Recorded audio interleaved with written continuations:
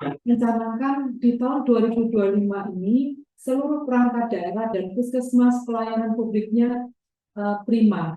Ini yang kami amanah ini yang kami harus laksanakan dan harus diemban oleh seluruh perangkat daerah, sehingga kami mohon izin Pak Yusuf, Pak Asdep Yangnik untuk memberikan penguatan kepada kami, sehingga bagaimana sih pelayanan publik prima ini, terus kemudian bagaimana pelaksanaan PKPP yang dilaksanakan oleh Kemenpan RB. Nah, ini mungkin jadi teman-teman mungkin perlu tahu aspek-aspek apa saja yang di dalam penilaian PKPP, kemudian posisinya bagaimana standar pelayanan, bagaimana maklumat pelayanan, nanti mungkin secara detail akan disampaikan oleh Pak Yusuf. Mohon izin, demikian mungkin untuk mempersingkat waktu, kami sampaikan ke Pak Yusuf untuk memberikan arahan, masukan kepada kami semua di Kota Surabaya, sehingga kami di perangkat daerah, seluruh perangkat daerah Kota Surabaya ini mendapatkan pelayanan prima. Karena kalau misalnya tidak pelayanan prima, Pak, di depan kantor kami itu dinaikkan bendera hitam. Jadi ini challenge-nya Pak Wali Kota, bahwa kami kalau di tahun 2025 ini perangkat daerah, jadi kecamatan, kelurahan, puskesmas, kemudian perangkat daerah semuanya, kalau tidak melaksanakan sesuai arahan Kemenpan terkait dengan pelayanan prima, ini kami mendapatkan bendera hitam, Pak. Jadi ini merupakan hal yang teman-teman perangkat daerah harus siapkan. Jadi insya Allah sebenarnya di tahun 2024 sudah kami nilai, tapi ada beberapa yang memang kurang. Nah, di tahun 2025 ini kami harapkan teman-teman mendapatkan pelayanan prima secara keseluruhan. Mohon izin Pak Yusuf, kami sampaikan untuk memberikan arahan kepada kami. Matur nuwun. Baik, terima kasih benar atas arahan dan sambutannya. Selanjutnya langsung saja kami persilahkan Pak Yusuf, Bapak Muhammad Yusuf Kurniawan SHMSI, selaku Asisten Deputi Perumusan Sistem dan Strategi Kebijakan Pelayanan Publik dari Kementerian PAN-RB, untuk memberikan materi terkait layanan publik prima. Monggo Pak Yusuf, kami persilakan.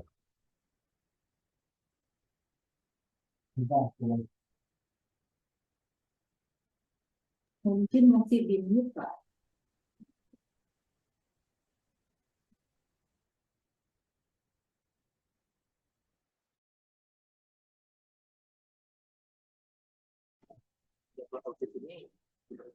Oke, tadi barusan saya chat, saya nggak bisa unmute sendiri. Baik, terima kasih Pak Moderator, Bu Nur. Bismillahirrahmanirrahim. Assalamualaikum warahmatullahi wabarakatuh.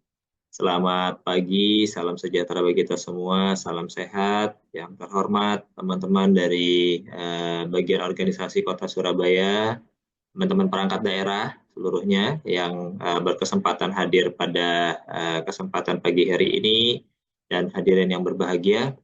Pertama-tama marilah kita panjatkan puji syukur kehadirat Allah Subhanahu wa Ta'ala, Tuhan Yang Maha Esa, karena alhamdulillah atas perkenannya di bulan suci ini, walaupun mungkin sebagian besar di antara kita dalam keadaan berpuasa, tapi alhamdulillah kita masih bisa bertemu dalam forum diskusi ini, dan teriring doa dari kami semoga Bapak Ibu semua dalam keadaan sehat walafiat. Selanjutnya Bapak Ibu sekalian, kami apresiasi apa yang sudah dilakukan oleh teman-teman di bagian organisasi ini, bagaimana upaya untuk sama-sama meningkatkan kualitas pelayanan publik, karena memang di sini mesti kerja sama tim nih. Nggak bisa misalnya bagian organisasi jalan sendiri, terus nanti teman-teman lain jalan sendiri tanpa ada kolaborasi di antara berbagai pihak. Ini tentunya akan menyulitkan nanti ke depannya bagaimana kita punya persepsi yang sama terkait dengan hal tersebut. Nah, untuk itu Bapak Ibu sekalian, kami di Kemenpan RB ini menggagas ada kegiatan yang namanya pemantauan dan evaluasi kinerja penyelenggaraan pelayanan publik. Nah, ini amanatnya langsung nih dari undang-undang, bahwa undang-undang meminta Kementerian Pan-RB untuk melakukan pemantauan dan evaluasi kinerja penyelenggaraan pelayanan publik ini. Nah, kalau kita lihat definisinya apa sih Pak yang namanya PKPPP ini? Jadi, ketika kita bicara PKPPP, maka dia merupakan proses sistematis yang dilakukan untuk mengukur dan menilai kinerja dari unit kerja yang dievaluasi. Jadi Bapak Ibu diukur nih, gimana sih terkait dengan kinerja Bapak Ibu sekalian. Alat ukurnya apa? Ada nanti beberapa hal. Yang kedua, tujuannya apa nih ketika dilakukan yang namanya PKPPP ini? Tentunya kita ingin mendapatkan gambaran gimana sih kondisi pelayanan publik dari unit yang dievaluasi tadi, yang gambaran tersebut kita peroleh dalam bentuk angka yang kita kenal dengan angka indeks pelayanan publik. Jadi ketika ada angka indeks pelayanan publik, ini cerminannya nih. Oh, ternyata di tempat saya, menurut kegiatan PKPP, pelayanan saya masih dinilai cukup atau dinilai baik dengan catatan. Berarti saya harus melakukan berbagai perubahan. Atau ada kalanya juga ketika dinilai, ini nilainya sudah sangat baik atau prima. Nah, yang sudah baik ini berarti Bapak Ibu tinggal bagaimana mempertahankan predikat tersebut, syukur-syukur bisa ditingkatkan lagi. Nah, terus jadi role model bagi teman-teman yang lainnya. Nah, hal ini diatur Bapak Ibu sekalian, ada regulasi yang mengatur mengenai hal tersebut. Yang pertama di Undang-Undang nih, Undang-Undang Nomor 25 Tahun 2009 tentang Pelayanan Publik, itu diatur di pasal 7 ayat 2 maupun di pasal 7 ayat 3 mengatur tentang kegiatan yang namanya evaluasi pelayanan publik ini. Di ayat 2 itu ada kewajiban bagi seluruh penanggung jawab. Nah, penanggung jawab di sini adalah sekretaris daerah kalau di kota. Kalau di kementerian lembaga itu sekjen atau sestamanya. Ada kewajiban untuk melakukan evaluasi terkait dengan kinerja pelayanan publik. Lalu kami juga punya aturan turunannya di Permen 44 tahun 2023 maupun di Pedoman Menteri Nomor 5 tahun 2023 ini sudah diatur bahwa untuk melakukan PKPPP begini loh caranya. Nah, untuk itu Bapak Ibu sekalian, ada indikator yang ditanyakan dalam kegiatan ini. Bagaimana Bapak Ibu pemenuhan kebijakan pelayanannya? Tadi Bu Nur sudah sampaikan, udah punya belum sih yang namanya standar pelayanan? Lalu apakah sudah dilakukan survei kepuasan masyarakat? Apakah misalnya terus kemudian ada maklumat pelayanannya? Nah, ini yang akan ditanyakan dalam proses evaluasi. Yang kedua adalah terkait dengan profesionalisme SDM. Bagaimana kita membangun SDM yang ada di unit layanan. Ini juga yang akan ditanyakan. Ada nggak ketentuan jam kerjanya? Bagaimana terus kemudian masalah pemberian penghargaan, budaya pelayanannya gimana, dan lain sebagainya. Yang ketiga, Bapak Ibu akan ditanyakan terkait dengan sarana prasarana. Nah, sarana prasarana apa yang terus kemudian disiapkan nih untuk mendukung penyelenggaraan pelayanan publik di tempat masing-masing. Ada dari tempat parkir, toilet, sampai dengan front office, ditanyakan juga bagaimana kesiapannya untuk menyelenggarakan pelayanan. Yang keempat, terkait dengan sistem informasi. Ada nggak sistem informasi yang terus kemudian disiapkan nih oleh unit layanan dalam penyelenggaraan pelayanan publiknya? Baik yang sifatnya sistem informasi utama, sistem informasi penunjang, lalu bagaimana terkait dengan updating datanya.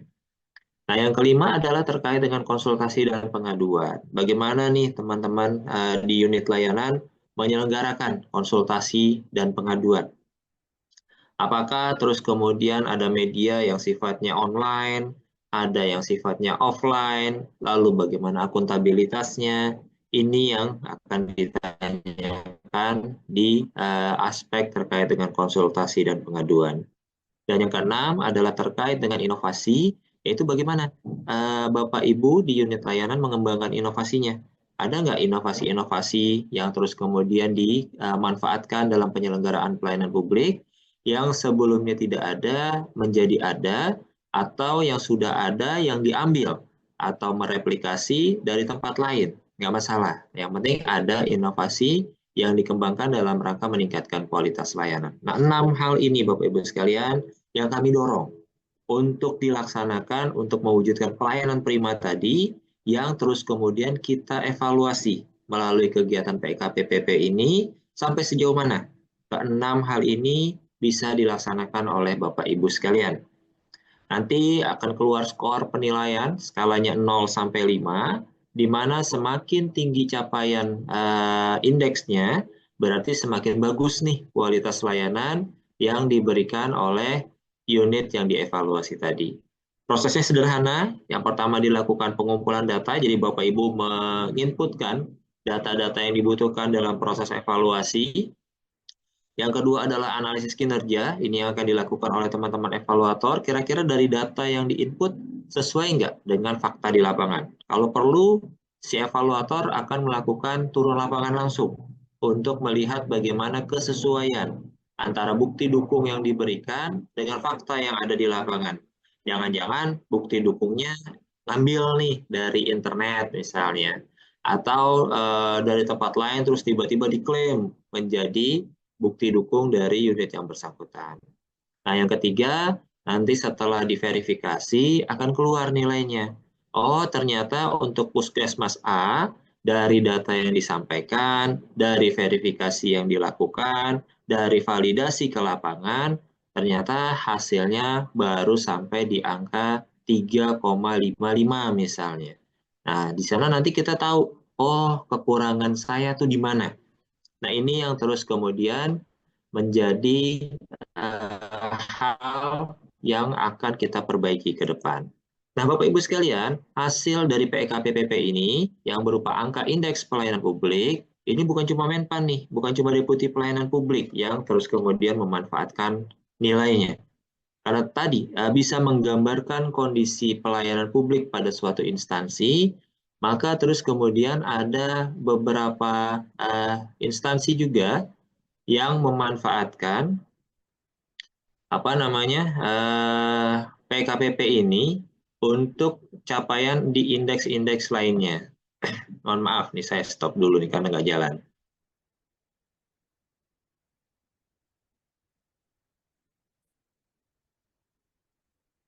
Nah ini Bapak Ibu sekalian, terlihat ya bahwa angka indeks pelayanan publik ini juga dimanfaatkan menjadi ukuran pada level meso di indeks reformasi birokrasi. Jadi ketika ditanya indeks reformasi birokrasi, nanti salah satu nilai yang akan dijadikan sebagai ukuran adalah yang namanya indeks pelayanan publik. Yang kedua, yang tidak kalah penting juga, bahwa indeks pelayanan publik ini sudah dijadikan sebagai indikator kinerja utama pada kementerian, lembaga, dan atau pemerintah daerah. Nah, ini di beberapa tempat bahkan dijadikan IKU bagi pimpinan tertinggi di instansi. Mungkin tadi seperti disampaikan oleh Bu Nur, Pak Wali Kota menargetkan IPP-nya prima semua. Nah, itu sudah dijadikan sebagai indikator kinerja utama oleh Pak Wali Kota. Demikian juga di tempat lain, mungkin ada yang sampainya cuma di level sekda misalnya. Atau sampai di level pimpinan unitnya misalnya. Tapi sudah dijadikan sebagai indikator. Nah ini yang terus kemudian, yuk sama-sama kita juga jangan terus kemudian kalah dengan tempat lain yang sudah menjadikan IPP sebagai indikator kinerja utamanya. Yang berikutnya Bapak Ibu sekalian, di indeks tata kelola pemerintah daerah, ini salah satu hal yang dinilai adalah terkait dengan pelayanan publik. Nah, terkait dengan pelayanan publik ini tentunya dimanfaatkan juga hasil indeks pelayanan publiknya untuk maksud tersebut. Ini mungkin Bapak Ibu tahu ITKPD yang diterbitkan oleh Kemendagri, salah satu nilainya juga berasal dari capaian indeks pelayanan publik. Jadi kalau misalnya Bapak Ibu yang mewakili Kota Surabaya indeksnya kurang memuaskan, berarti nanti support untuk indeks tata kelolanya juga kurang maksimal. Inilah yang terus kemudian bagaimana yuk sama-sama kita tingkatkan nilai indeks pelayanan publik kita masing-masing. Yang berikutnya yang keempat, ini juga dimanfaatkan sebagai komposit pada aspek kapasitas lembaga demokrasi dengan indikator kinerja birokrasi dalam pelayanan publik. Nah, di indeks demokrasi, IPP juga masuk ke sana. Ketika sudah IPP-nya bagus, kemungkinan besar terkait dengan indeks demokrasinya juga akan bagus. Demikian juga dengan angka indeks-indeks yang lainnya. Yang kelima, Bapak Ibu, indeks pelayanan publik juga dimanfaatkan sebagai salah satu hal yang dijadikan sebagai pelaporan pelaksanaan Gerakan Nasional Revolusi Mental. Jadi ada yang namanya Gerakan Nasional Revolusi Mental yang Menpan juga menjadi koordinator di Gerakan Indonesia Melayani. Nah, kami laporkan nih ke Pak Presiden. Pak Presiden, terkait dengan capaian Indonesia Melayani, ini loh indeks pelayanan publik secara nasional. Ada rinciannya dari masing-masing kementerian lembaga dan pemerintah daerah seperti apa. Silakan bisa dimanfaatkan datanya untuk pengambilan keputusan lebih lanjut. Ini yang juga kami laporkan kepada pimpinan tertinggi kita, yaitu kepada Bapak Presiden. Yang berikutnya, Bapak Ibu sekalian, di anugerah layanan investasi yang produknya BKPM, ketika menerbitkan nilai akhir, ini juga mempertimbangkan nilai indeks pelayanan publik terkait dengan award yang akan diberikan oleh BKPM. Jadi semakin bagus tentunya potensi untuk menjadi yang terbaik di anugerah layanan investasi semakin besar, dan ini saling kait-mengait antara investasi dengan pelayanan publik. Ini beberapa hal yang terus kemudian menjadi pemanfaatan data dari indeks pelayanan publik. Nah, ini tren perkembangannya, Bapak Ibu sekalian. Tren perkembangan nilai indeks pelayanan publik dari tahun ke tahun, kita bisa lihat di sini, di sebelah kiri, bahwa secara nasional, indeksnya cenderung meningkat. Dari tahun 2021, ini 3,79, naik menjadi 3,88 di tahun 2022, 2023 naik lagi menjadi 3,93, dan terakhir di 2024, meningkat kembali menjadi 4,02. Untuk indeks kota sendiri juga mengalami peningkatan dari 4,01 menjadi 4,05. Dan kalau Bapak Ibu perhatikan sebarannya nih, di peta Indonesia yang di sebelah kanan atas, di Pulau Jawa rata-ratanya memang sudah tinggi, di 4,30. Artinya pelayanan publik di Pulau Jawa kalau berdasarkan instrumen evaluasi yang kami miliki, ini sudah berada di kategori sangat baik. Sementara di Pulau Papua, Maluku dan Papua, ini yang perlu untuk dilakukan pembinaan lebih lanjut karena masih di 2,55. Berikutnya ada di Sulawesi, dan berikutnya ada di Bali dan Nusa Tenggara. Nah, untuk Jawa Timur sendiri kita bisa lihat trennya. Tren top 3 kota ini kalau kita lihat bagaimana kota Surabaya konsisten dari tahun 2022 sampai dengan 2024 kemarin konsisten berada di pelayanan prima. Ini capaian yang cukup luar biasa. Tinggal bagaimana unit yang sudah dijadikan sebagai lokus evaluasi ini bisa terus kemudian menjadi contoh bagi organisasi penyelenggara pelayanan publik lainnya agar sama-sama berbenah untuk terus kemudian yang sudah bagus ini bisa menjadi bagus semua, snowball effect. Jadi ketika yang 3 sudah bagus misalnya, yang 5 nanti yang akan menyusul kemudian juga paling tidak mengikuti nilainya. Sehingga secara keseluruhan tadi, sebagaimana yang dimandatkan oleh Pak Wali Kota, seluruh OPP harus pelayanan prima, ini mudah-mudahan bisa tercapai. Nah, untuk itu Bapak Ibu sekalian, mengingat keterbatasan Menpan. Menpan itu bidang tugasnya luas, besar, namun personelnya terbatas. Nah, untuk indeks pelayanan publik ini sendiri, di tahun lalu kami hanya meminta 3 lokus evaluasi dari setiap pemerintah daerah yang mencerminkan pelayanan barang, mencerminkan pelayanan jasa, dan mencerminkan pelayanan administrasi. Sementara unit lokus atau organisasi penyelenggara pelayanan publik di setiap instansi tentu jumlahnya lebih banyak ketimbang yang dievaluasi oleh Kemenpan. Contoh misalnya di Kota Surabaya sendiri, jumlah OPD-nya atau perangkat daerahnya mungkin lebih dari 30. Sementara kami hanya mengambil sampel sebanyak 3 unit evaluasi, unit lokus evaluasi. Nah, untuk itu Bapak Ibu sekalian kami dorong. Silakan kementerian lembaga dan pemerintah daerah bisa untuk terus kemudian melakukan yang namanya PEK-PPP mandiri. Nah, ini kami dorong ke arah sana, silakan dilakukan. Pasal 7 ayat 2 huruf B Undang-Undang itu sudah mengamanatkan. Jadi ketika ditanya dasar hukumnya apa, Pak? Oh, ini ada dasar hukumnya. Bahwa di Undang-Undang sudah diamanatkan untuk itu. Lalu ada surat edaran juga, surat edaran Menpan nomor 5 tahun 2023 yang mengamanatkan untuk melakukan PK-PPP mandiri tadi. Nah, tujuannya apa? Yang pertama tentu kita ingin tahu kondisi realnya seperti apa. Jadi ketika tadi Kota Surabaya menurut evaluasinya Kemenpan, ini rata-ratanya sudah A semua, sudah prima semua.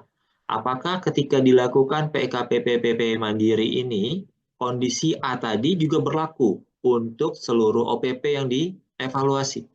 Tentunya kita akan mendapatkan kondisi yang sebenarnya. Oh, ternyata setelah di rata-rata, Kota Surabaya itu baru sampai di 3,52 misalnya. Nggak masalah. Karena dengan begitu kita jadi tahu nih Bapak Ibu, apa area yang perlu untuk dilakukan perbaikan. Oh, ternyata kebanyakan puskesmas itu belum mengerti terkait dengan sistem informasi pelayanan publik misalnya. Nah, itulah area pembinaan yang perlu untuk kita lakukan nanti. Oh, ternyata di Dinas Pemadam Kebakaran belum tahu yang namanya standar pelayanan. Misalnya seperti itu. Nah, kita jadi masing-masing OPD itu punya gambaran utuhnya. Oh, saya kurangnya di sini, saya kurangnya di sana. Dan ini bisa menjadi ajang belajar juga. Yang kurang-kurang tadi bisa nyontek nih sama yang sudah nilainya prima. Kemarin kan kita sudah evaluasi Dukcapil, kita sudah evaluasi RSUD, kita sudah evaluasi Dinas Sosial. Silakan, Dinas Sosial tolong dong presentasi. Ketika diajukan indikator ini, sebenarnya apa sih yang diminta? Oh, itu adalah dokumen standar pelayanan. Dokumen standar pelayanan berbeda dengan SOP. Jadi SOP itu adalah bagaimana kita kerja di dalam, sementara standar pelayanan ke luar sifatnya. Nah, ini yang dijelaskan oleh teman-teman yang sudah mendapatkan nilai prima tadi yang berdasarkan evaluasi Kemenpan. Nah, dengan PK-PPP mandiri ini diharapkan nanti OPP itu bisa berlomba-lomba untuk menampilkan yang terbaik dalam penyelenggaraan pelayanan publiknya. Misalnya tadi di awal nilainya jelek nih, misalnya 3,52 tadi.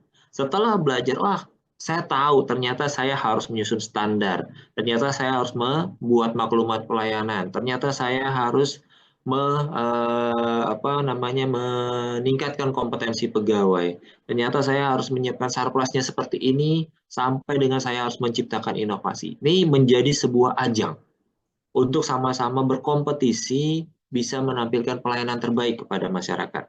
Nah tadi, harapannya adalah setelah dilakukan pembelajaran, dijadikan sebagai kompetisi, ini bisa dijadikan juga sebagai ajang reward and punishment. Pak Wali Kota nanti misalnya pada hari jadi Surabaya bisa mengumumkan berdasarkan hasil PK-PPP mandiri yang dilakukan pada tahun 2025 yang mendapat nilai pelayanan prima adalah sekian OPD. Disebutkan dinas apa, puskesmas apa, kelurahan apa misalnya dan lain sebagainya. Sementara yang nilainya rendah adalah sebagai berikut. Nah, ini juga sebagai shock terapi. Punishment-nya jangan terus kemudian misalnya yang berat, tapi itu sudah merupakan punishment tersendiri ketika diumumkan sebagai OPP atau unit lokus yang mendapat nilai terendah. Wah, ini udah luar biasa malu dan merupakan shock terapi dan mudah-mudahan menjadi cambuk ketika ke depan, maka saya harus melakukan perbaikan agar tidak masuk ke dalam kategori yang jelek tadi. Ini kami dorong makanya yuk sama-sama dilakukan PK-PPP mandiri tadi. Tujuannya adalah seperti ini. Kita dapat kondisi realnya, kita punya ajang pembelajaran, ajang kompetisi, dan kita punya area perbaikannya, dan bagaimana nanti di ujungnya kita bisa memberikan reward dan punishment berdasarkan hasil PK-PPP yang dilakukan secara mandiri tadi. Nah, berikutnya Bapak Ibu sekalian yang dievaluasi seperti apa? Nah, ini aspek dan prinsip evaluasinya. Jadi, ada 6 aspek yang kita akan evaluasi. Yang pertama adalah terkait dengan kebijakan pelayanan. Yang kedua terkait dengan profesionalisme SDM. Yang ketiga terkait dengan sarana prasarana. Yang keempat terkait dengan sistem informasi pelayanan publik. Yang kelima konsultasi dan pengaduan. Dan yang keenam adalah terkait dengan inovasi. Nah, ini ada bobotnya masing-masing Bapak Ibu sekalian. Ketika kita bicara kebijakan pelayanan, bobotnya 24%. Ketika kita bicara profesionalisme SDM, bobotnya 25%. Ketika kita bicara sarana prasarana, bobotnya 18%. Ketika kita bicara terkait dengan SIPP, ini bobotnya 11%. Dan ketika kita bicara terkait dengan konsultasi pengaduan, bobotnya 10%, inovasi bobotnya 12%. Kalau Bapak Ibu perhatikan dua aspek pertama, yaitu kebijakan pelayanan dan profesionalisme SDM, ini hampir mendapatkan 50% penilaian sendiri. Jadi nanti kita harus punya strategi nih. Ketika kita dijadikan sebagai lokus evaluasi, bagaimana agar nilai-nilai ini terus kemudian bisa kita penuhi tanpa harus mendapatkan atau mengejar nilai maksimal. Karena nilai maksimal di sini adalah tadi saya sudah sampaikan skalanya 0 sampai 5. Jadi nggak perlu ngejar maksimal, nggak perlu harus ada semua, tapi bagaimana kita bisa masuk ke kategori pelayanan prima tadi. Ini yang pertama Bapak Ibu sekalian terkait dengan aspek kebijakan pelayanan. Jadi ada 9 pertanyaan. Ada 9 hal yang diajukan terkait dengan kebijakan pelayanan. Yang pertama, Bapak Ibu ditanya nih, sudah punya SP belum atau standar pelayanan belum sesuai dengan ketentuan peraturan perundang-undangan yang berlaku. Nah, ketentuan peraturan perundang-undangan yang berlakunya itu seperti apa? Nah, inilah yang diminta Bapak Ibu sekalian. Bagaimana terus kemudian kita punya standar pelayanan yang terdiri atas 14 komponen. Ada komponen service delivery, komponen manufacturing, yang terus kemudian ada juga proses pelibatan masyarakat dalam penyusunan standar pelayanannya tadi. Nah, disinilah yang terus kemudian diminta nih agar yang namanya penyusunan standar pelayanan tadi Bapak Ibu bisa terus kemudian memenuhi hal tersebut. Nah, saya kembalikan lagi ke sini. Yang kedua Bapak Ibu sekalian, bagaimana terus kemudian yang namanya standar pelayanan yang Bapak Ibu susun tadi ini sudah melibatkan masyarakat. Nah, ada aspek beberapa pihak dari masyarakat yang bisa dilibatkan. Ada yang namanya LSM misalnya, ada yang namanya akademisi misalnya, ada yang mewakili media misalnya, ada juga yang mewakili pihak terkait lainnya, stakeholder terkait lainnya. Nah, silakan Bapak Ibu sesuaikan saja apakah kira-kira saya bisa mengundang semua. Ada 6 pihak tadi yang terus kemudian bisa diundang dalam proses penyusunan dan perubahan standar pelayanan tadi. Nah, yang ketiga Bapak Ibu sekalian, ini akan ditanyakan berapa media publikasi yang dimanfaatkan oleh Bapak Ibu untuk mempublikasikan yang namanya standar pelayanan tadi. Nah, ini kan Bapak Ibu punya media sosial, misalnya ada Instagram, ada Facebook, ada TikTok, dan lain sebagainya. Ini jangan terus kemudian dihitungnya 3, tapi dihitungnya adalah media sosial. Lalu Bapak Ibu juga bisa mempublikasikan di website. Nah, itu sudah dihitung 2. Bapak Ibu bisa misalnya mencetak brosur, ditaruh di ruang layanan, itu sudah dihitung 3. Lalu misalnya bisa juga dimasukkan ke dalam sistem informasi pelayanan publik nasional. Ini bisa menjadi poin tambah lagi. Dan media-media lain, misalnya ada Videotron di tempat Bapak Ibu, silahkan bisa dimasukkan sebagai media publikasi. Yang keempat, Bapak Ibu sekalian, apakah standar pelayanan tadi sudah dilakukan yang namanya peninjauan ulang? Nah, jangan sampai terus kemudian yang standar pelayanan itu dari awal sampai akhir itu aja yang digunakan. Dari tahun 2015 misalnya, sampai sekarang tahun 2025, udah 10 tahun nih, nggak dilakukan perubahan dari standar pelayanannya. Padahal, satu, ada teknologi baru yang Bapak Ibu gunakan yang tentunya merubah bagaimana pola kerja yang tadinya manual sekarang sudah digital. Yang kedua, misalnya ada penambahan SDM. Yang tadinya dikerjakan 1 orang, sekarang menjadi 2 orang, sehingga waktunya menjadi lebih singkat. Nah, ini tentunya perlu untuk dilakukan pengkajian ulang dari standar pelayanan yang sudah kita miliki tadi. Nah, yang kelima, Bapak Ibu sekalian, ini adalah terkait dengan maklumat pelayanan. Bagaimana ada maklumatnya, bagaimana penetapannya, sampai dengan publikasinya. Apakah terus kemudian ada nih janji yang Bapak Ibu berikan dalam maklumat pelayanan, tapi belum ada standarnya. Jadi kan namanya maklumat itu bunyinya saya berjanji untuk memberikan pelayanan sesuai dengan standar yang sudah ditentukan, dan saya siap menerima sanksi jika saya tidak melakukan pelayanan sesuai dengan standar yang sudah ditentukan tadi. Nah, seperti ini terus kemudian bagaimana nih? Apakah misalnya Bapak Ibu sudah memaklumatkan itu atau belum dalam prosesnya? Nah, itu yang berikutnya. Yang keenam, Bapak Ibu sekalian, kami juga menanyakan terkait dengan yang namanya survei kepuasan masyarakat. Udah dilakukan belum survei kepuasan masyarakatnya oleh Bapak Ibu sekalian? Nah, ini yang kita mau lihat, dan terus kemudian apakah surveinya ini sudah dipublikasikan, terus sudah ditindaklanjuti hasilnya, atau seperti apa? Ini yang terus kemudian kami tanyakan di aspek kebijakan pelayanan ini. Jadi kurang lebihnya seperti ini gambarannya Bapak Ibu. Jadi di survei tadi coba kita tanyakan. Ini mohon maaf banyak yang saya hide karena terlalu banyak paparannya. Nanti Bapak Ibu bisa mendapatkan paparan utuhnya karena waktunya juga terbatas. Jadi saya skip saja. Ini misalnya tadi ya terkait dengan standar pelayanan. Survei kepuasan masyarakat ini bagaimana, terus kemudian Bapak Ibu sudah melakukan survei belum berdasarkan peraturan yang ada. Jadi ketika kita ajukan pertanyaan ini, Bapak Ibu silakan lihat skala tertinggi. 5 itu adalah ketika sudah dilaksanakan SKM sesuai dengan Permenpan yang berlaku. Nah, inilah yang jadi patokan kita untuk terus kemudian bagaimana kita coba melengkapi datanya agar SKM kita ini bisa sesuai dengan ketentuan.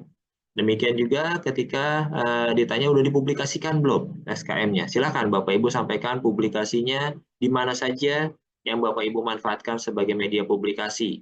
Ini di sini kami sediakan media cetak atau non-elektronik, media sosial, website, aplikasi, maupun papan reklame.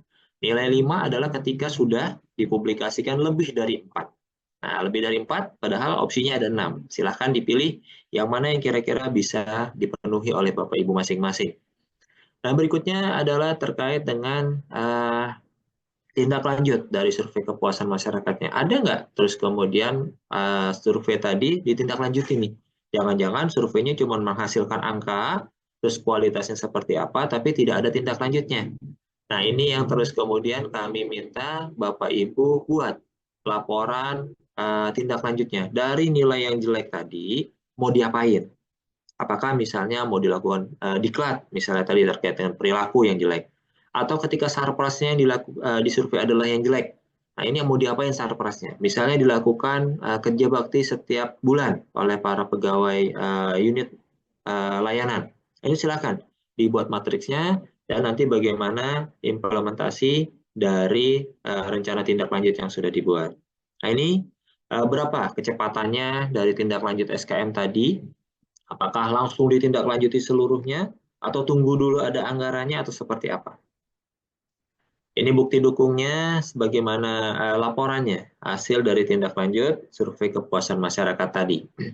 Itu indikator atau aspek yang pertama Bapak Ibu sekalian. Sementara kalau kita bicara aspek kedua, ini adalah terkait dengan profesionalisme SDM. Nah, di sini Bapak Ibu akan ditanyakan adalah terkait dengan ketersediaan waktu pelayanan yang memudahkan pengguna layanan. Yang kedua, bagaimana kode etik dan kode perilaku. Punya nggak kode etik, kode perilakunya? Yang ketiga, bagaimana mekanisme yang dibangun untuk menjaga dan meningkatkan motivasi kerja dari para pelaksana di lapangan. Yang keempat, bagaimana kriteria pemberian penghargaan bagi pegawai yang berprestasi. Dan yang kelima adalah ada nggak terus kemudian budaya pelayanan yang diterapkan oleh unit yang dievaluasi tadi. Nah, ini 5 pertanyaan Bapak Ibu yang harus dijawab terkait dengan yang namanya profesionalisme SDM. Nah, kita coba lihat secara cepat apa saja nih yang terus kemudian diminta di sini. Di sini adalah yang pertama terkait dengan waktu layanan. Bagaimana jam layanan di tempat Bapak Ibu sekalian? Ada nggak kebijakan jam pelayanannya? Jadi nilai maksimal adalah ketika kita punya 4 atau lebih unsur terkait dengan jam kerja atau jam layanan ini. Yang pertama tentunya kita diminta ada nggak kebijakan jam kerjanya. Yang kedua, bagaimana ketika istirahat dilakukan? Tetap ada pelayanan kah? Atau memang sama sekali nggak ada pelayanan ketika dilakukan istirahat? Yang ketiga adalah ada nggak penambahan waktu layanan di luar jam pelayanan. Jadi misalnya jam pelayanan sampai jam 3, tapi di setengah 4 masih ada pengguna layanan, ini dilayani atau disuruh kembali besok. Ini yang kami akan gali lebih lanjut dalam proses evaluasi. Yang kelima, penambahan waktu layanan di luar hari kerja. Misalnya dilakukan hari Sabtu, namun dalam kondisi tertentu nih. Nah, ini biasanya dalam pembukaan CPNS suka minta persyaratan yang harus dilengkapi dan lain sebagainya. Yang berikutnya kelima, ada nggak penambahan waktu di luar hari kerja, namun dilakukan secara rutin. Nah, ini misalnya dilakukan di Car Free Day, di hari-hari tertentu, tapi memang rutin, setiap minggu pasti ada kegiatan tersebut. Dan yang keenam, ada layanan 24 jam, misalnya call center atau ada aplikasi chatbot yang bisa dilakukan pelayanan ataupun pendaftaran. Ini tidak termasuk layanan konsultasi dan informasi. Nah, nilai maksimal tadi 4, sementara atau lebih, sementara opsinya ada 6. Silakan Bapak Ibu bisa terus kemudian menggali lebih lanjut. Kira-kira kita bisa memenuhi yang mana nih dari ke-6 hal ini. Nah, berikutnya Bapak Ibu sekalian, terkait dengan kode etik dan kode perilaku. Nilai maksimal adalah ketika Bapak Ibu punya kode etik dan kode perilaku yang meliputi nilai dasar hak dan kewajiban dan 4 unsur lainnya. Nah, ini yang kami minta, bagaimana ada hak dan kewajiban, ada larangan KKN, larangan diskriminasi, sanksi, dan penghargaan. Ini mudah-mudahan semuanya sudah punya. Pak, saya di unit layanan saya, nggak ada khusus spesifik terkait dengan kode etik dan kode perilaku. Tapi kami menginduk pada ketentuan yang diatur oleh pemerintah Kota Surabaya. Silakan, tapi disampaikan rujukannya apa, perdanya nomor berapa atau perwalinya nomor berapa yang dijadikan sebagai dasar bahwa Bapak Ibu sudah punya kode etik dan kode perilaku ini. Nah, ini yang penting ada bukti dukungnya bahwa sudah ada dokumen yang menyebutkan mengenai hal tersebut. Nah, pertanyaan berikutnya Bapak Ibu yang ke-12 ini ditanyakan terkait dengan bagaimana sih mekanisme yang dibangun untuk menjaga dan meningkatkan motivasi kerja dari para pelaksana tadi. Di tempat Bapak Ibu, untuk meningkatkan motivasinya dilakukan apa saja? Nah, nilai paling tinggi itu adalah ketika sudah ada 4 atau lebih jenis mekanisme peningkatan motivasi kerja pegawai. Apa aja tuh? Yang pertama ada pemberian penghargaan. Nah, ini bisa jadi salah satu motivasi. Yang kedua adalah kesempatan untuk mengikuti diklat. Silakan dibuktikan dengan surat tugas misalnya. Yang ketiga, pengembangan kapasitas melalui kesempatan mengikuti program beasiswa. Ini juga walaupun baru tes aja Bapak Ibu sekalian, Bapak Ibu kasih kesempatan pegawai untuk mengikuti tes, sudah merupakan salah satu mekanisme dalam meningkatkan motivasi kerja. Yang berikutnya misalnya program konseling. Ini ada pegawai yang butuh masukan secara khusus dilakukan konseling. Ini juga salah satu bentuk motivasi kerjanya tadi. Yang kelima adalah bagaimana misalnya dilakukan capacity building kalau memang memungkinkan, dan di luar yang sudah 1-5 ini kalau ada misalnya mekanisme lain silakan. Misalnya ada penugasan khusus untuk internship ke tempat lainnya. Nah, ini bisa Bapak Ibu dijadikan sebagai mekanisme yang dilakukan di tempat Bapak Ibu untuk meningkatkan motivasi kerja pegawai. Ingat tadi nilai maksimal adalah kalau tersedia lebih dari 4, sementara ini ada 6 opsinya yang bisa Bapak Ibu lakukan untuk meningkatkan motivasi kerja pegawai. Nah, ini bukti dukungnya, bagaimana ada dokumen mengenai mekanisme tadi, pemberian penghargaannya, surat rekomendasi beasiswa, ada jadwal konseling, foto kegiatan, dan lain sebagainya. Yang ke-13, Bapak Ibu sekalian, ini terkait dengan pemberian penghargaan bagi pegawai yang berprestasi. Jadi kami dorong, yuk kita berikan penghargaan bagi pegawai yang berprestasi. Pak, kami nggak punya anggaran, Pak, untuk memberikan penghargaan. Nah, ini bisa disiasati, Bapak Ibu sekalian. Yang namanya penghargaan bukan berupa materi. Bapak Ibu cetak sertifikat, lalu ditempelkan di unit di ruang layanan bahwa yang bersangkutan adalah pegawai terbaik bulan ini, itu sudah merupakan pemberian penghargaan tersendiri bagi para pegawai yang berprestasi tadi. Misalnya juga diumumkan dalam apel siapa yang menjadi pegawai terbaik bulan ini juga merupakan suatu penghargaan tersendiri yang diberikan oleh unit kepada pegawai yang berprestasi tadi. Nah, ini nilai maksimal ketika pemberian penghargaan didasarkan pada 5-6 unsur termasuk kinerja.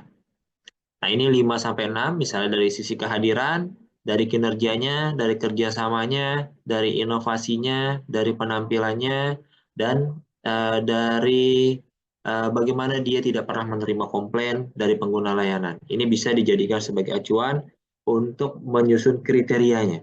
Kriteria pemberian penghargaan seperti apa, ini Bapak Ibu bisa pakai. Ini bukti dukungnya, SK-nya, bagaimana yang mengatur mengenai pemberian penghargaan. Syukur-syukur kalau sudah dilakukan, nanti ada foto penerima penghargaannya, dan bagaimana misalnya rapat tim untuk memutuskan siapa yang dinobatkan sebagai pegawai terbaik bulan itu, ini bisa juga dijadikan sebagai bukti dukung. Nah, nomor 14 ini yang paling gampang Bapak Ibu sekalian, bagaimana pelaksanaan atau penerapan budaya pelayanan. Nah, nilai maksimal ini pelaksana pelayanan menerapkan 5 unsur budaya pelayanan. Apa saja unsur budaya pelayanan itu? Yang pertama, adanya seragam, ada pakaian yang membedakan atau atribut yang membedakan antara petugas layanan dengan masyarakat pengguna layanan, ada ID card-nya, name tag, yang menjadi identitas dari petugas layanan, ada PIN atau atribut atau logo unit layanan yang merupakan atribut khasnya, ada aturan penerapan 5S, dan ada nilai-nilai budaya layanan, bentuk slogan, moto, maskot. Nah, kita sudah pakai berakhlak sekarang, yang dijadikan sebagai budaya pelayanan. Ini hampir seluruh unit yang dievaluasi mendapatkan nilai maksimal 5, karena memang sudah diterapkan seluruhnya terkait dengan budaya pelayanan ini. Itu di unsur kedua Bapak Ibu sekalian.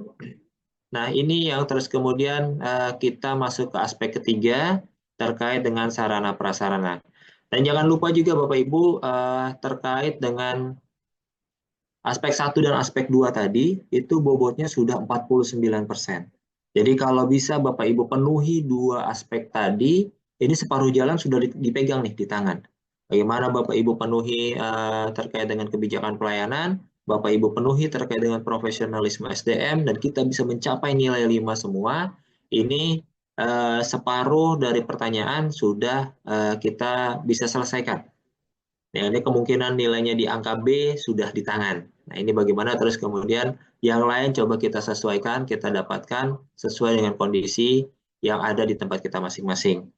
Nah, aspek ketiga ini terkait dengan sarana prasarana Bapak Ibu sekalian. Nah, yang pertama bagaimana tersedianya tempat parkir dengan fasilitas pendukung yang memadai, lalu adanya ruang tunggu dengan fasilitas wajib dan fasilitas pelengkap, ada toilet pengguna layanan yang layak pakai, ada juga sarpras bagi kelompok rentan, dan bagaimana ada sarpras penunjang, dan yang terakhir adalah terkait dengan front office di unit layanan.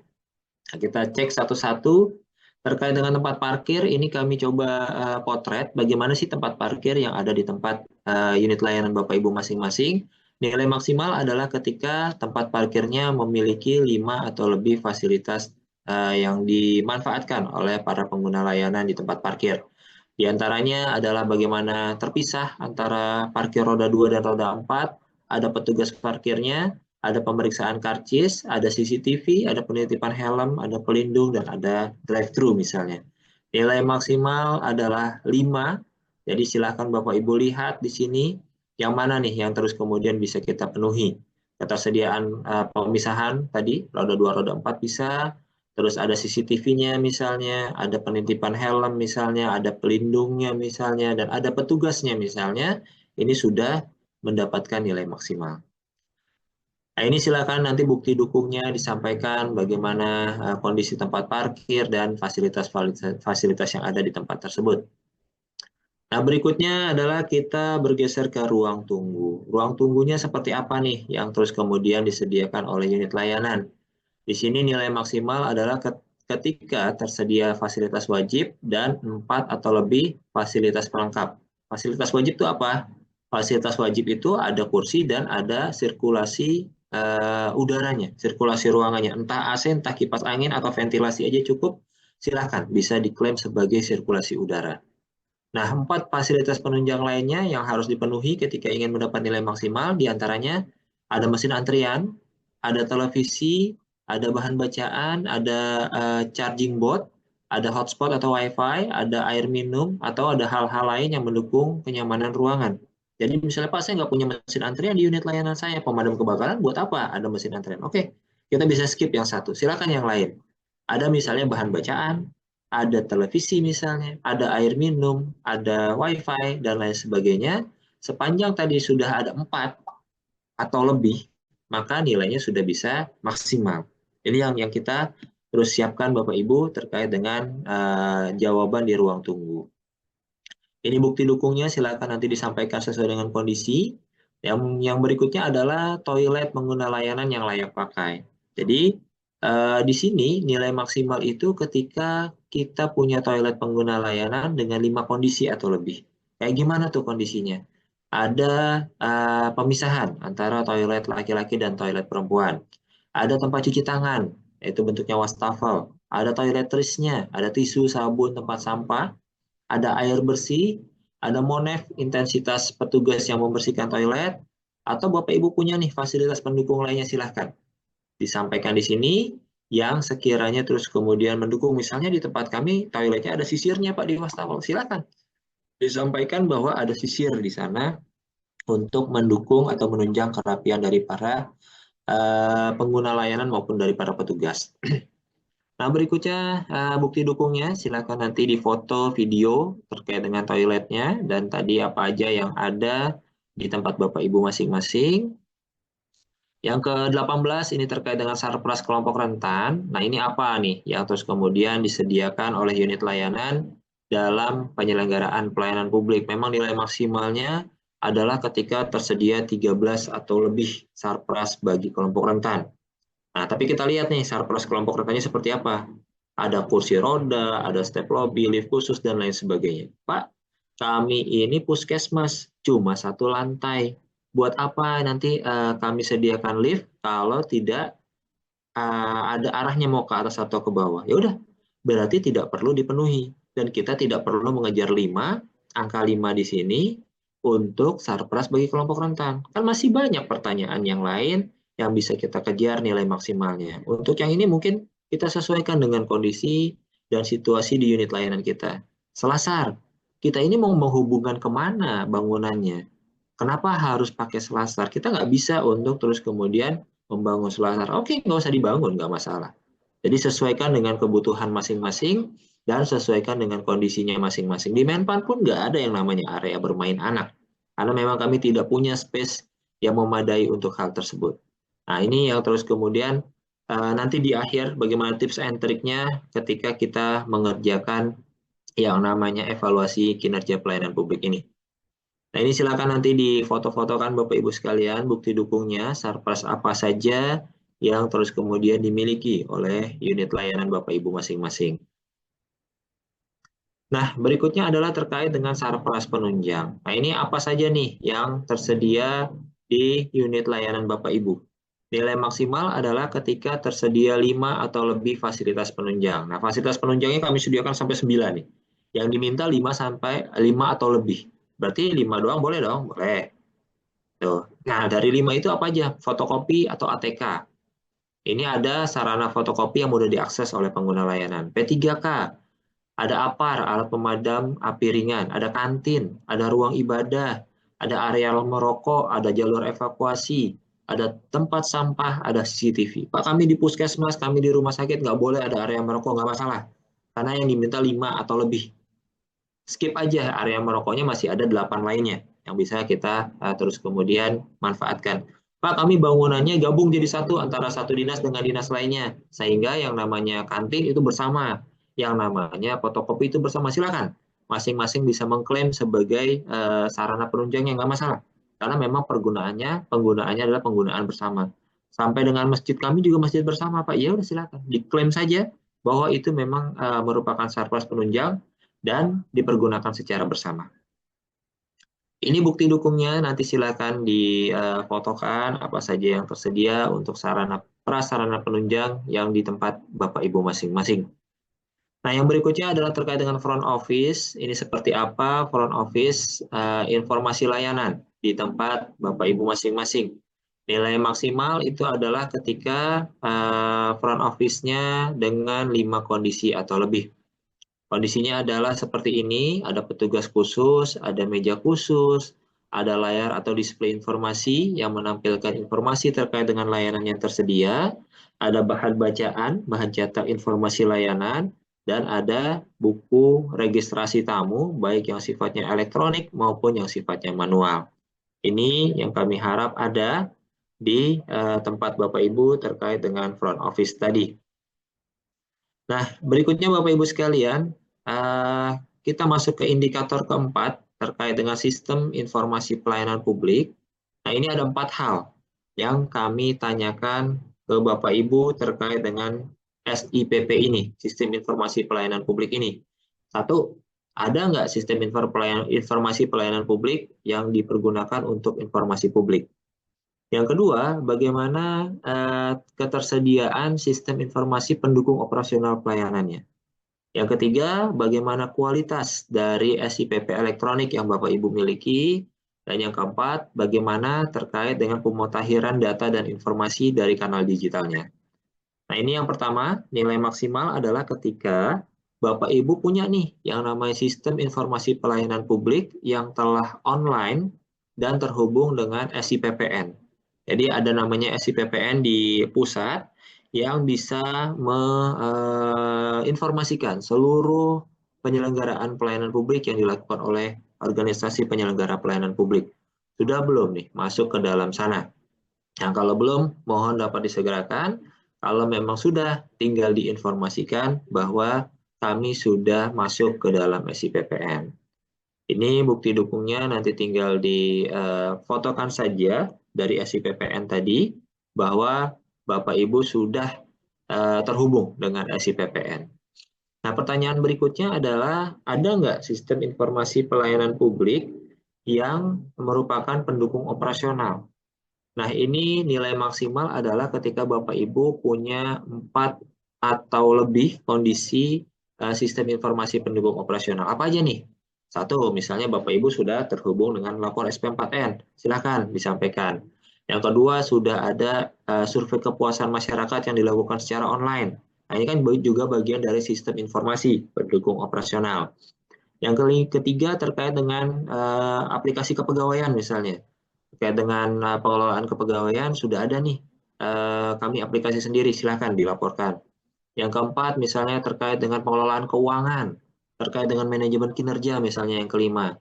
Yang keenam misalnya terkait dengan sistem informasi tanya jawab FIQ, bisa juga dimasukkan ke sana bahwa kami sudah memiliki itu. Nah, ini dimintanya cuma lebih dari 4, tapi kita punya 6 di sini, atau bahkan nanti Bapak Ibu punya lebih sistem informasi yang digunakan sebagai pendukung operasional layanan, tinggal disampaikan saja, difotokan bukti dukungnya seperti apa yang terus kemudian Bapak Ibu anggap sebagai pendukung pelayanan tadi. Nah, yang berikutnya adalah bagaimana kualitasnya nih dari si SIPP elektronik, baik yang website maupun aplikasi. Apakah mudah dioperasikan, mudah diakses? Jangan-jangan Bapak Ibu klaim aja, kami punya Pak website sendiri, tapi giliran Bapak datang, websitenya langsung mati. Nah, ini bagaimana? Kok bisa ketika evaluatornya datang, sistemnya down? Nah, ini yang perlu diperhatikan dalam proses evaluasi tadi. Jadi bagaimana dia mudah dioperasikan, mudah diakses, navigasinya mudah dipahami, merupakan kanal digital resmi pemerintah dan kompatibel. Jangan sampai ketika evaluator datang, dia bisa dibuka, tapi ketika diklik salah satu isinya, salah satu linknya, itu langsung error. Nah, ini juga tidak bisa terus kemudian diberikan nilai maksimal karena tidak menampilkan data yang sebagaimana diharapkan dalam proses evaluasi ini. Ini bukti dukungnya, silakan di screenshot saja website Bapak Ibu sekalian, aplikasi Bapak Ibu sekalian yang Bapak Ibu ajukan sebagai bukti dukung untuk pertanyaan nomor 23 tadi. Nah, nomor 24 adalah bagaimana pemutakhiran data dan informasi kanal digital. Ini silakan Bapak Ibu sampaikan ke kami di evaluatornya nanti, baik di nasional maupun di instansional, nanti di PKPP Mandirinya. Pemutakhirannya dilakukan per apa? Apakah dilakukan secara harian, mingguan, bulanan, semesteran, tahunan, atau tidak pernah dimutakhirkan sama sekali? Kalau misalnya Bapak Ibu bilang, kami dimutakhirkan secara harian, Pak. Coba buktikan bagaimana hariannya. Misalnya yang paling mudah adalah dengan melihat berita. Beritanya diupdate tiap hari nggak nih? Kalau ada tiap hari beritanya, oke. Berarti memang dia dimutakhirkannya setiap hari. Nah, demikian juga dengan misalnya mingguan, apa evidence-nya? Silakan di screenshot, difotokan bagaimana Bapak Ibu mengklaim tadi bahwa kami sudah melakukan pemutakhiran data yang dilakukan berdasarkan hari, minggu, atau bulan tadi. Nah, yang kelima Bapak Ibu sekalian, ini indikatornya adalah terkait dengan konsultasi dan pengaduan. Kita akan gali lebih lanjut bagaimana sarana konsultasi dan pengaduan secara tatap muka yang berkualitas yang disediakan oleh Bapak Ibu sekalian. Yang kedua adalah apakah tersedia sarana dan media konsultasi dan pengaduan yang bisa dimanfaatkan semua lapisan masyarakat.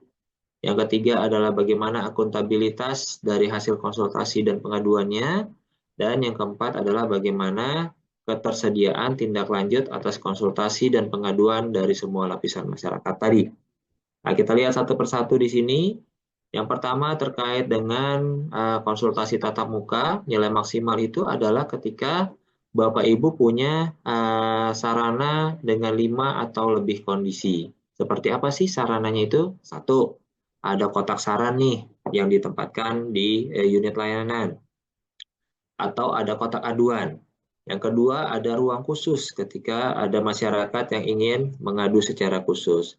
Yang ketiga, tentunya kalau ada ruang khususnya, ada petugasnya juga nih yang terus kemudian bisa memberikan masukan dari aduan yang disampaikan tadi. Yang ketiga, disediakan juga di sana air minum atau makanan ringan atau permen. Yang keempat, ada registrasi dari konsultasi dan pengaduan yang dilakukan. Dan yang kelima, ada publikasi informasi terkait dengan mekanisme konsultasi dan pengaduan. Jadi ketika orang mau melakukan konsultasi, mau melakukan pengaduan, mereka sudah tahu mekanismenya seperti apa, karena Bapak Ibu sudah menyiapkan poster, sudah menyiapkan leaflet, dan lain sebagainya yang memudahkan masyarakat untuk mengakses informasinya tadi. Ini disiapkan nanti bukti dukungnya seperti apa, kotak sarannya, bagaimana register tamunya, ruangannya, petugasnya, dan lain sebagainya. Yang nomor 26 Bapak Ibu sekalian, ini akan ditanyakan terkait dengan sarana dan media konsultasi dan pengaduan yang bisa dimanfaatkan oleh semua lapisan masyarakat. Jadi nilai maksimal itu adalah ketika Bapak Ibu terdapat media konsultasi dan pengaduan yang terpisah, yang offline maupun di front office, dan Bapak Ibu juga sudah terhubung dengan lapor SP4N. Nah, ini hampir semuanya sudah terhubung dan mudah-mudahan untuk terkait dengan pertanyaan ini bisa dijawab secara maksimal semua, karena rata-rata kabupaten kota, provinsi ini sudah terhubung dengan SP4N Lapor. Cuma masalahnya Bapak Ibu ngerti nggak kalau sudah terhubung dengan SP4N Lapor tadi? Ini bagaimana terus kemudian kita minta buktinya kalau sudah terhubung dengan SP4N Lapor, dan Bapak Ibu juga bisa sampaikan bahwa kami juga ada media pengaduan secara offline-nya, dan kami juga punya front office-nya atau ruangan khususnya tadi untuk masyarakat yang ingin menyampaikan saran maupun menyampaikan aduan kepada unit layanan. Nah, nomor 27 Bapak Ibu sekalian terkait dengan akuntabilitasnya. Bagaimana hasil konsultasi dan pengaduan tadi ini bisa terrecord atau terekam dengan baik dan terus kemudian ditindaklanjuti. Jadi jangan cuma direkam tapi juga ditindaklanjuti. Nah, nilai maksimal itu adalah ketika dokumentasinya ada arsipnya, ada dalam bentuk laporannya, dilakukan monef, ditindaklanjuti dan dipublikasikan. Ini kita minta nanti bukti dukunya seperti apa kalau sudah didokumentasikan. Oke, nanti misalnya Bapak Ibu punya filenya dalam bentuk Word atau dalam bentuk Excel. Oh Pak, kami sudah pakai website, ada websitenya tersendiri. Oke, silakan dibuka seperti apa rekapitulasinya dan bagaimana tindak lanjut yang diberikan. Pak, tapi ada informasi-informasi tertentu yang nggak boleh dipublikasikan terkait dengan tindak lanjut ini. Oh ya silakan ditutup aja. Di-hide aja memang kalau ada informasi-informasi yang sekiranya tidak perlu untuk ditampilkan. Itu boleh disampaikan seperti itu karena memang ada hal-hal yang sifatnya rahasia yang tidak bisa dipublikasikan secara luas. Yang nomor 28 Bapak Ibu sekalian, bagaimana tindak lanjut atas konsultasi dan pengaduan yang dilakukan? Berapa persen nih yang terus kemudian ditindaklanjuti hingga selesai? Misalnya laporannya masuk ada 5. Nah, yang ditindaklanjuti ini baru 2 yang selesai, 3 lagi masih dalam proses. Nah, disampaikan laporannya bahwa 50%, kurang dari 50% sudah ditindaklanjuti, namun yang lebih dari 50% masih dalam proses. Nah, ini nanti sampai dengan si evaluator datang, berapa persen yang terus kemudian sudah ditindaklanjuti semuanya. Bukti dukungnya juga nanti tinggal disampaikan, ini Pak laporannya yang masuk ada sekian, yang sudah selesai sekian, dan ini adalah persentase secara keseluruhannya. Itu Bapak Ibu sekalian, dan yang keenam, ini indikator atau aspek yang terakhir, yaitu terkait dengan inovasi. Ini ada 2 hal yang kami tanyakan terkait dengan inovasi ini, yaitu bagaimana dilakukannya penciptaan inovasi pelayanan publik. Yang kedua adalah bagaimana pelembagaannya dari inovasi yang sudah dikembangkan tadi. Nah, coba kita lihat satu persatu. Ketika ditanyakan bagaimana penciptaan inovasi, nilai maksimal adalah ketika Bapak Ibu sudah punya inovasi, sudah diikutsertakan dalam kompetisi level apapun, dan mendapatkan prestasi. Nah, ini ketika sudah mendapat prestasi, maka nilainya menjadi maksimal. Lalu bagaimana nih bukti dukungnya? Sampaikan saja bahwa kami sudah punya inovasi A, ini ada SK-nya, dan sudah dilakukan sekian tahun, dan sudah kami ikut sertakan dalam kompetisi inovasi lokal misalnya, di tingkat kota Surabaya, dan mendapatkan prestasi sebagai juara harapan 3 misalnya. Oh, nggak apa-apa, nggak masalah, tapi yang penting Bapak Ibu bisa menyampaikan bukti-bukti terkait dengan inovasi yang disampaikan tadi. Nah, ini yang berikutnya ke-30 atau pertanyaan terakhir, ini bagaimana terkait dengan sumber daya yang mendukung keberlanjutan inovasi. Ada nggak yang terus kemudian dilakukan oleh unit dalam rangka mendukung hal tersebut? Misalnya, di sini sudah ada payung hukumnya dan 3 kondisi lainnya. 3 kondisi lainnya itu misalnya ada dukungan anggaran, ada dukungan sarpras, ada dukungan SDM yang di-SK-kan, ada juga misalnya dukungan kebijakan yang lebih luas lagi terkait dengan bagaimana melembagakan inovasi tadi.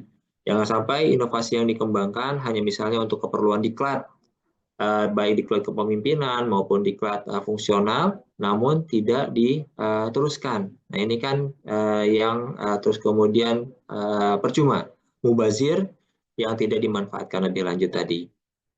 Ini bukti dukungnya, nanti Bapak Ibu bisa sampaikan bagaimana terkait dengan anggarannya yang disediakan, bagaimana terkait dengan payung hukumnya, maupun foto sarprasnya yang mendukung hal tersebut, dokumen SK-nya, perseorangan terkait dengan inovasi yang dikembangkan, dan lain sebagainya.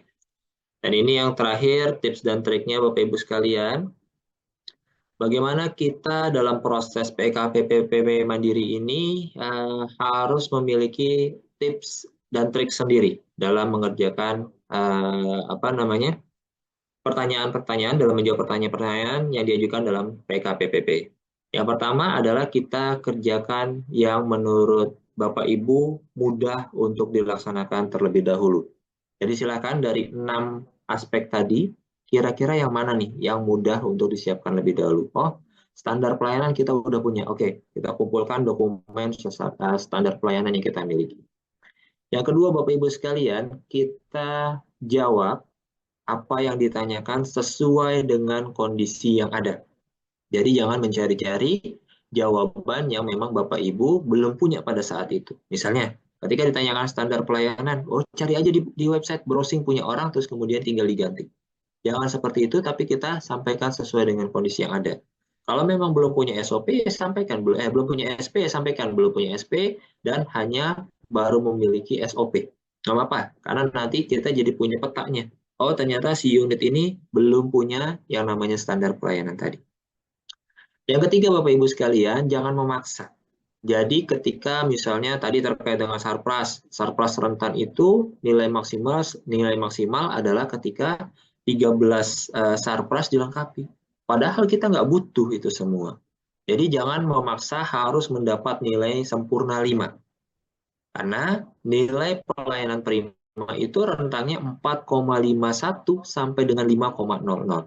Berarti ada misalnya pertanyaan yang nggak bisa kita jawab secara maksimal, juga tidak masalah sepanjang pertanyaan-pertanyaan yang lain bisa kita jawab secara maksimal. Jadi jangan memaksakan diri harus 5 semuanya, jangan.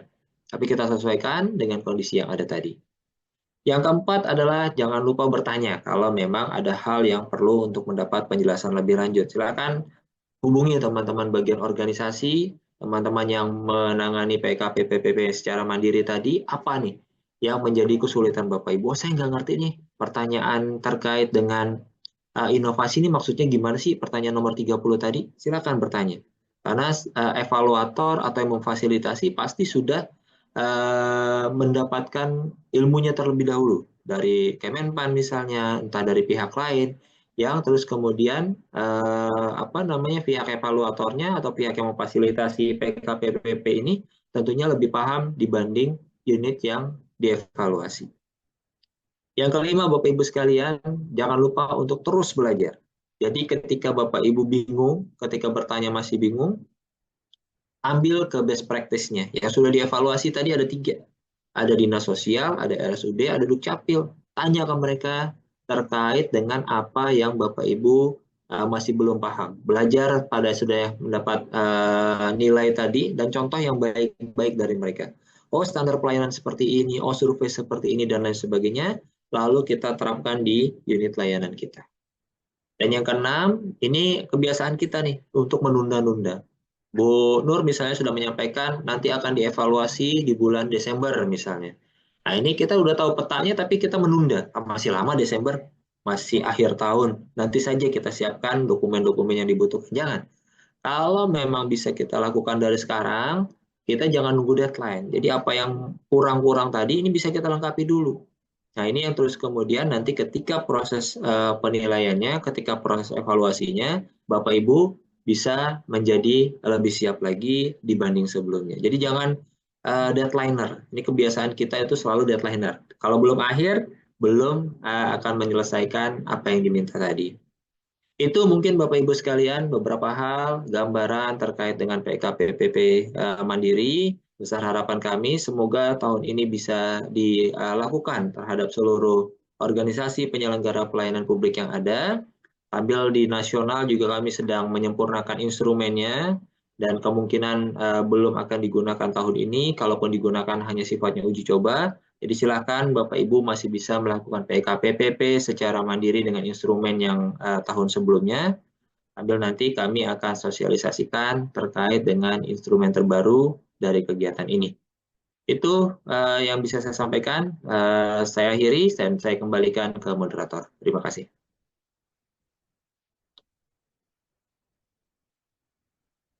Baik, terima kasih Pak Yusuf atas pemaparannya yang sangat komprehensif ya. Tadi disampaikan ada 6 aspek terkait penilaian atau pemantauan evaluasi kinerja penyelenggara pelayanan publik.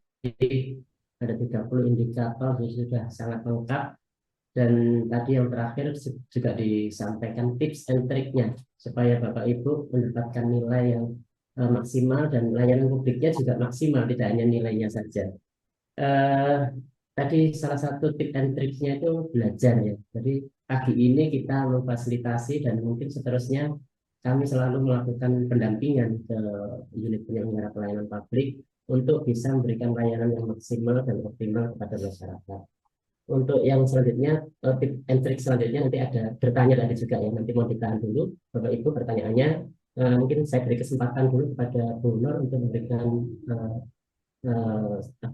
pengarahan lagi.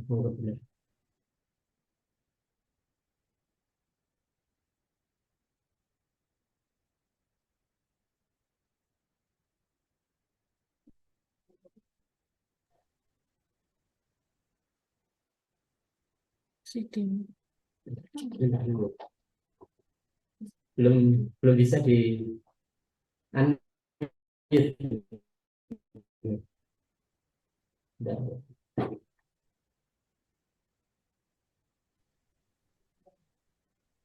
Oke. Matur nuwun. Mohon maaf Pak Yusuf, ini kami double acara sehingga kami ini persiapan kegiatan lainnya. Cuman ini kami di luar kantor, ini Pak Hari yang standby, tapi saya standby melalui melalui tab.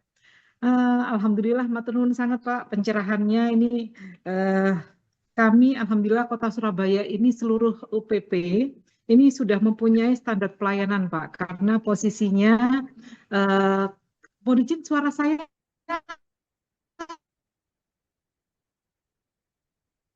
terdengar sih Bu, tapi suara putus. saya jelas ya. Oh putus-putus ya, udah, Pak ya. bagus nih Bu.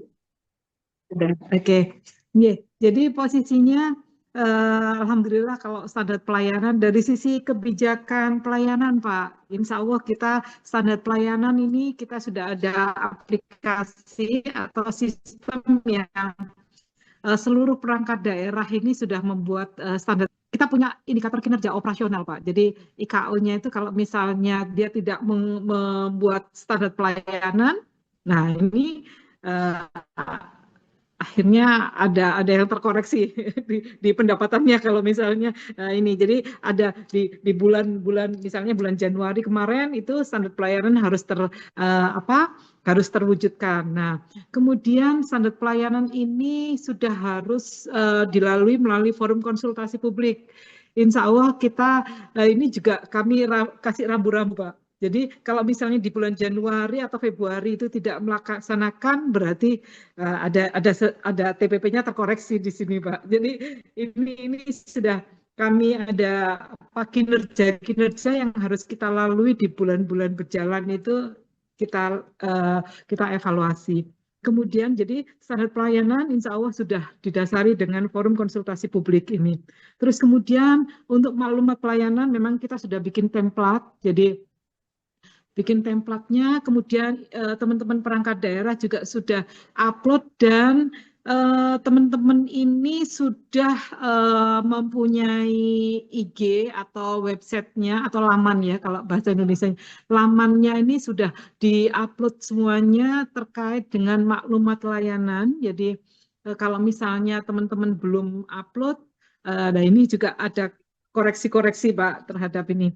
Terus kemudian survei kepuasan masyarakat, insya Allah kita punya sistem, jadi seluruh perangkat daerah ini juga sudah bisa melakukan survei melalui elektronik Pak. Jadi kami di SKM Surabaya, ini jadi klik aja SKM Surabaya, nanti bisa survei dia melalui survei di layanan yang di PD mana atau di UPP mana itu sudah ada semuanya dan semua layanan ada di sana Pak. Izin. Ini yang bisa kami laporkan Pak, mungkin sebagai bahan Kemenpan untuk ini. Jadi terus untuk peningkatan SDM sudah lakukan, sarana prasarana untuk SKM ini memang kami nanti akan konsultasi ke Pak Yusuf. Posisinya kami ini untuk SKM ini Pak Wali pengennya tidak nanti akan kita klaster gitu Pak.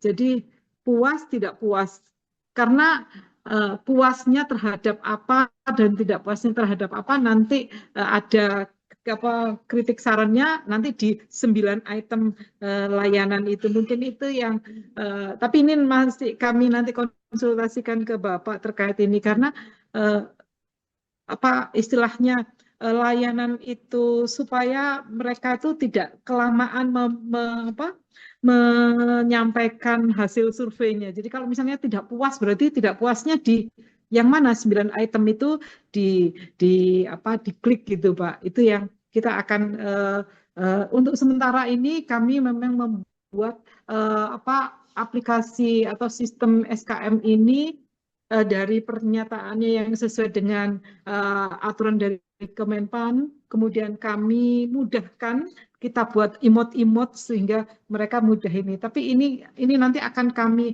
modifikasi lagi, nanti kami juga konsultasi terkait dengan ini. Itu Pak terkait dengan dan SIPP insya Allah seluruh UPP ini sudah masukkan ke SIPP Pak. Jadi karena posisinya ini juga bagian dari penilaian PD yang bersangkutan. Kalau misalnya belum, ini juga terkoreksi. Nah ini memang kami memang membuat salah satunya kalau misalnya di Kota Surabaya nanti di bulan November insya Allah kita sampaikan ke Pak Wali Kota bahwa salah satunya adalah IPP ini bagian dari nanti berkibarnya bendera hitam di kantornya masing-masing. Izin Pak, itu yang bisa kami sampaikan. Mohon izin mungkin kalau suara saya kurang pas, ini saya mohon maaf karena ini saya double dengan acara lainnya. Mohon izin Pak dengan Pak Hari. Ye. Matur nuwun Pak Yusuf, matur nuwun. Ye. Monggo Pak Hari. Terima kasih Bu Nur. Yang tadi disampaikan mungkin untuk informasi untuk Yusuf ya bahwa di Surabaya ini sudah selain melakukan PEKTP mandiri tadi per indikator itu boleh melakukan bimbingan untuk supaya unit penyelenggara pelayanan publik di Surabaya bisa maksimal dalam pemenuhan data dukung maupun untuk layanan publik yang lebih baik. Baik Bapak Ibu, mungkin untuk peserta Zoom ini sebenarnya banyak peserta yang nggak bisa masuk karena kapasitas Zoom-nya terbatas hanya 300 peserta, tapi nanti akan kami share rekaman ini di YouTube kami ya, di bagian organisasi. Bapak Ibu bisa raise hand atau menulis di kolom chat untuk pertanyaan-pertanyaan yang bisa disampaikan, mumpung ada narasumber langsung dari Kementerian Pan-RB Pak Yusuf selaku Asisten Deputi. Monggo Bapak Ibu.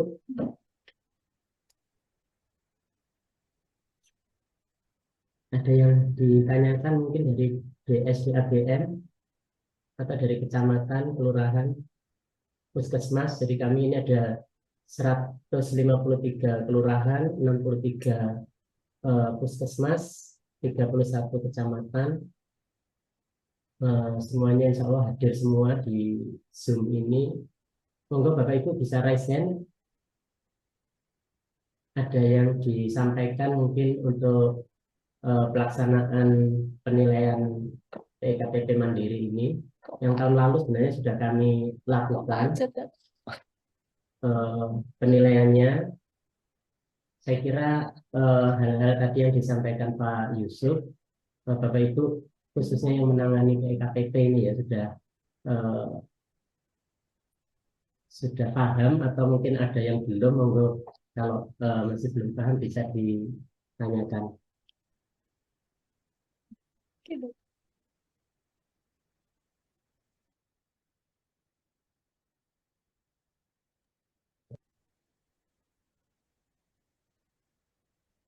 Baik, kalau belum ada mungkin dari saya dulu aja yang bertanya ya Pak Yusuf, mohon maaf. Tadi yang disampaikan Pak Yusuf terkait indikator SIPP, bahwa unit penyelenggara layanan publik ini harus ada SIPP, Sistem Informasi Pelayanan Publik ya, yang berupa laman atau website atau aplikasi.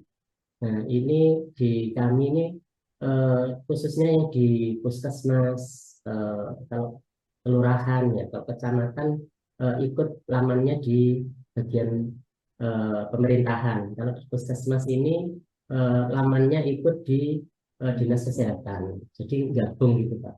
Jadi tidak memiliki laman tersendiri seperti misalnya puskesmas Ketapang dan Surabaya.id, tapi ikut di dinas dinkes .surabaya.id. Nah itu apakah itu juga masuk dalam kategori indikator ketersediaan SIPP di unit penyelenggara layanan publik tersebut? Iya Pak, baik, terima kasih. Ini juga banyak Pak dialami oleh teman-teman Polres biasanya Pak, kalau yang begini nih. Polres juga sama, dia menginduknya ke Poldanya ya Pak ya, atau bahkan ke Mabesnya, demikian juga instansi vertikal lain, misalnya BPOM, BPS, juga hal yang sama juga. Sebenarnya nggak masalah Pak, jadi kita bisa menganggap bahwa yang bersangkutan terkait dengan SIPP-nya sudah memiliki situs atau website yang terkait dengan penyelenggaraan pelayanan publiknya, walaupun memang tidak berdiri atas namanya sendiri. Tadi misalnya puskesmas itu adanya di dinas sosial, di dinas kesehatan gitu. Demikian juga misalnya nanti kalau sekolah adanya di dinas pendidikan, ya nggak masalah. Karena kami juga menyadari nggak mungkin kan dibuat satu-satu terkait dengan hal tersebut. Sepanjang sudah ada yang menjadi koordinatornya untuk publikasi informasi dalam website yang dimiliki oleh instansi tadi. Jadi nggak apa-apa Pak, kalau memang terkait dengan penilaian itu bisa diokekan, dimaksimalkan bahwa yang bersangkutan sudah memiliki website walaupun memang masih bergabung dengan instansi induknya. Demikian Pak. Terima kasih Pak Yusuf. Baik, nanti karena kami ini timnya terbatas Pak, di bagian organisasi ini saya itu Ketua Tim Kerja Pelayanan Publik dan Tata Laksana dibantu hanya 3 orang untuk mengampu tadi itu 63 puskesmas, 153 kelurahan, kemudian 31 kecamatan dan 23 perangkat daerah. Tapi alhamdulillah kami ini dibantu teman-teman mahasiswa yang magang di sini, jadi kami ikut sertakan untuk melakukan verifikasi baik secara administrasi maupun di lapangan. Jadi nanti tadi arahan Pak Yusuf untuk bisa diakomodasi terkait dengan laman beberapa UPT yang menginduk di perangkat daerahnya, ya, jadi kelurahan atau kecamatan ikutnya di bagian pemerintahan. Puskesmas di dinas kesehatan. Ya. Cuman lanjutannya Pak terkait dengan apa tadi pemutakhiran. Nah, pemutakhiran ini karena menginduk di lamannya di perangkat daerah sehingga ada keterbatasan untuk mengupdate atau memutakhirkan berita-berita layanan yang ada di masing-masing.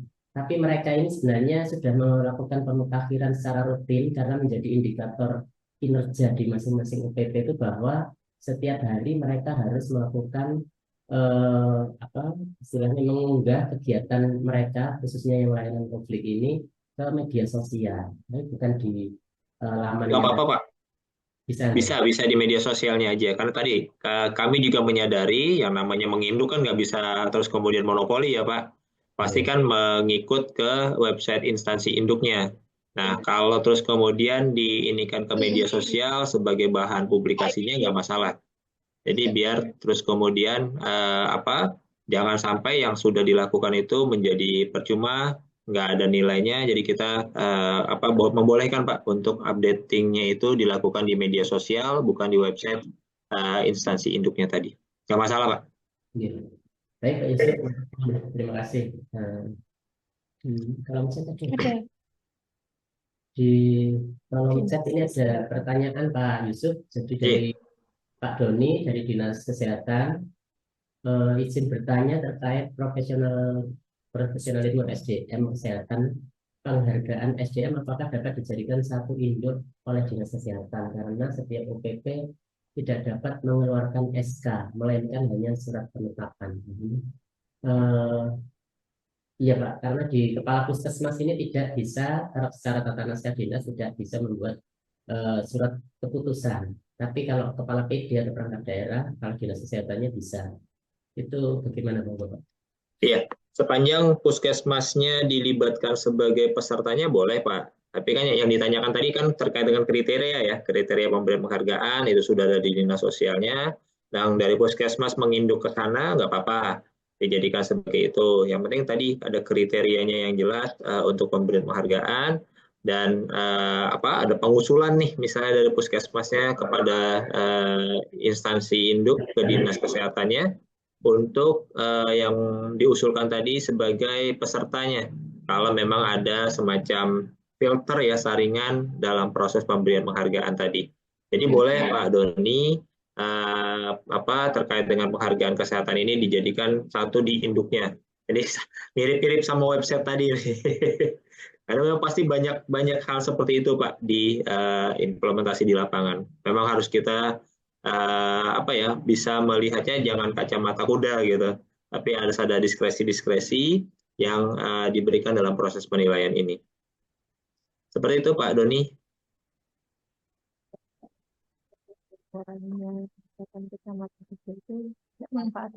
Oke, terima kasih Pak Yusuf atas jawaban dan pertanyaan Pak Doni dari Dinas Kesehatan. Ada lagi mungkin Bapak Ibu? Kalau nggak ada, saya mau bocorin sedikit nih yang lagi kami siapkan instrumen evaluasi ke depan. Pak, mohon izin satu lagi Pak mungkin. Oke. Terkait dengan pelaksanaan FKP. FKP. Kami ini sudah melaksanakan FKP di semua UPT tadi yang sudah disampaikan Bu Nur, karena ini menjadi indikator juga di masing-masing perangkat daerah untuk melaksanakan FKP. Dan sudah dilaksanakan kemarin di bulan Februari. Nah, yang kami tanyakan itu sama dengan mungkin yang tadi puskesmas, kelurahan, ini kan mereka itu pelaksanaan FKP-nya, kalau yang dinas kesehatan itu di klaster Pak, bareng tapi per wilayah, tapi dibarengkan, bukan sendiri-sendiri. Kelurahan juga begitu, difasilitasi oleh kecamatannya masing-masing, jadi satu. Nah, untuk laporannya itu mereka tetap menyusun masing-masing untuk pelaksanaan FKP-nya, ataukah bisa dijadikan satu dengan laporan pelaksanaan FKP di induknya? Iya. Sebenarnya kalau FKP ini bisa nih dilakukan di masing-masing harusnya. Karena kan permasalahan di induk belum tentu juga dialami oleh permasalahan di unit teknisnya, atau sebaliknya permasalahan unit teknis belum tentu dialami juga di induknya. Jadi saran saya kalau memang memungkinkan, di masing-masing unit teknisnya juga tetap melakukan yang namanya FKP tadi. Nah, FKP-nya kan kalau untuk kepentingan kegiatan ya, nggak harus semuanya dihadiri oleh perwakilan stakeholders kan nggak apa-apa. Misalnya masalahnya di puskesmas belum tentu sama masalahnya dengan dinas kesehatan. Masalah puskesmas biasanya lebih teknis lagi nih. Bagaimana terus kemudian ada treatment khusus bagi lansia ketika akan berobat di puskesmas misalnya. Nah, itu kan kita bisa jaring masukan dari teman-teman pengguna layanannya si lansia tadi, seperti apa yang ekspektasi dari pengguna layanan tadi untuk layanan di puskesmasnya tadi. Nah, ini yang terus kemudian dicari nanti solusinya seperti apa, misalnya ada antrian khusus kah atau seperti apa yang terus kemudian jadi solusi dari permasalahan yang ada. Mungkin sudah dilakukan seperti itu, tapi kan nggak semuanya berlaku, di tempat lain misalnya berbeda. Nah, itu yang bisa dijadikan sebagai bahan untuk yang namanya diskusi dalam FKP-nya. Diundang yang sudah melakukan, diundang dinas kesehatannya, diundang masyarakat pengguna layanannya yang mewakili tadi. Nah, itu baru kemudian dilakukan yang namanya forum konsultasi publik. Harapan kami sih setiap OPP kalau bisa melakukan FKP-nya masing-masing. Nah, ini biar terus kemudian masalahnya pasti ada aja di setiap OPP tadi. Dan itu yang bisa diangkat sebagai bahan untuk melakukan FKP. Nah, bagaimana Pak kalau kami sudah ikut FKP-nya di Dinas Kesehatan? Masalahnya sama nggak yang dibahas? Kalau masalahnya misalnya terkait dengan apa yang dialami juga oleh teman-teman di unit teknisnya, ya boleh silahkan. Tapi kalau tidak terkait dengan masalah yang dialami, hanya misalnya sebagai peserta yang dimintakan pendapatnya, kan beda nih konteksnya. Kapasitasnya adalah sebagai peserta yang memang diminta untuk memberikan pendapat dan tidak mengalami masalah yang sama di unit layanannya sendiri. Nah, ini yang terus kemudian perlu dipahami tadi, sebisa mungkin dilakukan FKP-nya di masing-masing, biar masalah-masalah yang kita temukan dalam penyelenggaraan pelayanan publik di tempat masing-masing ini bisa dikonsultasikan dengan masyarakat. Itu yang menjadi concern kami, makanya kenapa didorong pelaksanaan FKP nih dalam setiap penyelenggaraan pelayanan publik. Demikian, Pak.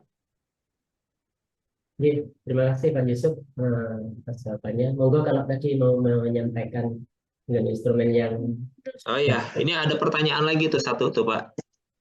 oh iya Di kolom chat ya. Dari Bu Feni dari instalasi farmasi kesehatan. Iya. Izin bertanya, apakah ada peraturan yang mengatur dalam pembuatan kuesioner SKM seperti di dalam kuesioner harus ada pertanyaan mencakup apa, kemudian dalam kuesioner harus berapa poin pertanyaan, dan apakah boleh jika hanya pilihan ganda tanpa harus ada pertanyaan terbuka yang harus diisi oleh masyarakat. Terima kasih. Maaf Pak Yusuf, mungkin kami jawab dulu ya. Enggak. Dari Bu Feni, ini sebenarnya kami sudah memfasilitasi ya. Ada skm.surabaya.go.id yang saya kira mungkin Bu Feni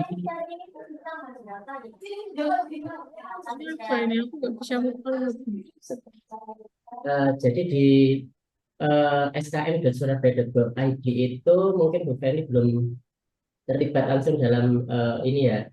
Sebenarnya itu sudah menjadi indikator di masing-masing ya, bahwa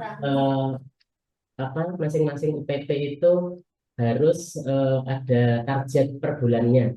Jadi termasuk target responden, jumlah responden berapa minimal itu sudah kami sampaikan, dan target nilai yang ada di indikator kinerja operasional yang sudah ditandatangani kepala dinas masing-masing dengan Bapak Wali Kota. Jadi kami dasarnya juga dari Kementerian Pan-RB ada 9 pertanyaan, tapi memang kami tambahi dengan yang dari KPK ya, ada untuk indeks persepsi anti korupsi, jadi ada totalnya 14 pertanyaan. Jadi itu sudah ada Bu di tempat Bapak Ibu semuanya, QR code dan lamannya juga sudah kami siapkan, termasuk alatnya ya, yang dulu seperti anjuran mandiri itu yang bisa Bapak Ibu untuk pengguna layanan bisa memberikan respon atas layanan di tempat Bapak Ibu. Mungkin itu Pak Yusuf, monggo Pak Yusuf. Turun Pak. Jadi nanti memang silakan nanti dilihat di paparan saya. Di situ ada aturan terkait dengan SKM. Kita mengacu pada Permenpan 14 tahun 2017. Yang Ibu tanyakan ada di sana semua, dan tadi sudah dijelaskan panjang lebar. Apalagi Kota Surabaya sudah memiliki sistem informasi sendiri. Tinggal ngekor saja ke sana untuk pelaksanaan SKM-nya. Nggak perlu untuk membuat sendiri lagi. Saya rasa cukup jelas tadi untuk yang terkait dengan SKM. Nah, izin Bapak Ibu sekalian, untuk tahun 2025 ini kami sedang menyusun instrumen. Ini bagaimana terus kemudian instrumen ini akan diterapkan. Rencananya memang kalau bisa tahun ini untuk uji cobanya, dan mudah-mudahan mulai tahun 2026 ini sudah bisa diimplementasikan secara keseluruhan dari pelaksanaan SKM ini. Jadi kita nanti dasarnya adalah masukan atau pelaksanaan kegiatan serupa yang sudah dilakukan oleh Oxford Insight terkait dengan Human Center Public Service Index. Jadi kita baseline-nya ke sana, ada 5 hal yang akan ditanyakan terkait dengan service experience, accessibility dan inklusi, public engagement, government effectiveness, dan technical foundation. Nah, ini yang coba kami terjemahkan. Bagaimana yang namanya service experience ini adalah indikator yang diambil dari hasil survei kepuasan masyarakat. Accessibility dan inklusi ini bagaimana OPP memberikan kemudahan kepada masyarakat baik secara informasi maupun sarana prasarana dan tingkat persepsi dalam mengakses kemudahan tersebut. Yang ketiga, public engagement, ini bagaimana OPP membangun interaksi hingga proses pengambilan keputusan. Yang kelima, government effectiveness, ini bagaimana OPP mengoptimalkan sumber dayanya untuk mencapai tujuan pelayanan publik. Dan technical foundation, ini bagaimana unit kerja menyiapkan dukungan teknis, skill, sarpras, teknologi untuk mendukung peningkatan kualitas pelayanan publiknya. Nah, nanti seperti ini kurang lebih Bapak Ibu sekalian. Jadi kita ada tata kelola yang tadi accessibility, public engagement, government effectiveness, dan technical foundation. Ini kita sebut sebagai pemantauan, dan service experience-nya yang SKM itu kita jadikan sebagai evaluasi. Jadi pemantauan dan evaluasi nanti ini saling kait-mengait nih. Tata kelola dikaitkan dengan SKM. Jadi ketika IPP, kita bicaranya indeks pelayanan publik, itu merupakan gabungan, nilai gabungan antara tata kelola, nilai tata kelola, dan nilai SKM. Jadi nanti SKM-nya nggak seperti sekarang nih Bapak Ibu sekalian. Rencananya kita mau menggunakan single question. Cuma satu pertanyaan. Bagaimana persepsi Bapak Ibu atas layanan yang diberikan? Nah, silakan kasih bintang 1-5. Mirip-mirip kayak e-commerce, mirip-mirip kayak Gojek, Grab, dan lain sebagainya. Nanti baru kita bobot hasil pemantauan dengan hasil evaluasi seperti apa. Jadi tadi misalnya Bapak Ibu bilang, kami ada semua Pak dokumen-dokumennya di tata kelola terkait dengan, ya kita misalnya anggap ya Pak ya, instrumen evaluasi sekarang itu adalah tata kelola. Nilainya ada di 4,51 misalnya, udah pelayanan prima. Tapi begitu disandingkan dengan SKM-nya, menurut masyarakat nilainya jelek. Cuma dapat misalnya 3,5. Nah, ini yang terus kemudian ada yang kami sebut sebagai apa ya istilahnya, nilai yang perlu anomali nilai yang perlu untuk kemudian di cross check lebih lanjut. Ini benar nih tata kelolanya sekian, kok menurut masyarakat nilainya jelek. Nah, itu yang nanti akan kita kembangkan ke depan. Nah, yang masih disusun Pak untuk konsep pertanyaan di tata kelolanya. Namun untuk service experience-nya ini sudah hampir 80% lah, kita akan pakai satu pertanyaan tadi, single question aja untuk SKM, dan ini akan dipakai ke depannya. Lalu nanti kegiatannya itu sepanjang tahun Pak. Jadi sepanjang tahun ini teman-teman bagian organisasi udah tinggal duduk aja, karena udah di sistem informasi semua nanti. UPP, OPP ini, Dinas Kesehatan misalnya, Puskesmas misalnya, itu silakan mengisi terkait dengan tata kelola. Nah, masyarakat akan ngisi SKM sepanjang waktu ketika dia menerima layanan. Nanti teman-teman organisasi hanya melihat aja nih, validasi aja dari pengisiannya, udah selesai belum nih. Jadi nanti triwulan 1 kita akan menerbitkan IPP sementaranya, triwulan 2 ada IPP sementaranya, dan triwulan 3 baru diterbitkan IPP tahun berjalan. Jadi sepanjang tahun Bapak Ibu silakan nanti mengisi, saya triwulan 1 isi pertanyaan nomor 1 dulu deh yang lebih gampang, silakan. Tapi nanti jangan terus kemudian diklaim, IPP saya kok cuma sekian gitu. Enggak, ini belum selesai, karena baru di triwulan 1. Nah, ini nanti data bergerak setiap hari, Pak. Jadi setiap hari datanya itu bergerak. Hari pertama, penilaian atau masyarakat atas layanan. Kan tadi yang SKM versi baru tadi. Nah, muncul nilainya berapa. Hari kedua, nilainya berapa. Sampai hari kelima, si unit ini, si OPP ini, misalnya Puskesmas, baru mengisi pertanyaan nomor 1. Nah, itu muncullah nilai pemantauannya keluar, nilai evaluasinya juga tetap keluar. Jadi setiap hari itu datanya bergerak, kayak bursa saham. Nah, ini yang terus kemudian nanti memudahkan kita, OPP kan juga Bapak Ibu nggak ngisi setiap hari juga, karena kan nggak akan menghabiskan waktu sepanjang hari untuk di situ. Yang mengisi setiap hari adalah masyarakat. Tugasnya bagian organisasi nanti memantau aja. Tugasnya kami juga melihat bagaimana pergerakan yang terjadi, dan ini lebih transparan. Kita bisa lihat pergerakannya setiap hari seperti apa dengan cut off-nya per 3 bulan tadi. Nah, ini jadi nanti saat ini kan kita minta nih Pak, seluruh kementerian, lembaga pemerintah daerah, tolong dong kasih tahu kami, tolong dibikin ke kami database-nya terkait dengan OPP seperti apa. Nanti semuanya akan mengisi tuh. Yang kita sebut PKP, PPP Mandiri sekarang, itu akan dijadikan sebagai PKPPP nasional nanti, Pak. Semuanya akan mengisi terkait dengan aspek-aspek yang ditanyakan. Demikian juga dengan surveinya nanti akan mengisi semua surveinya. Jadi teman-teman organisasi tinggal lihat sistem ini aja.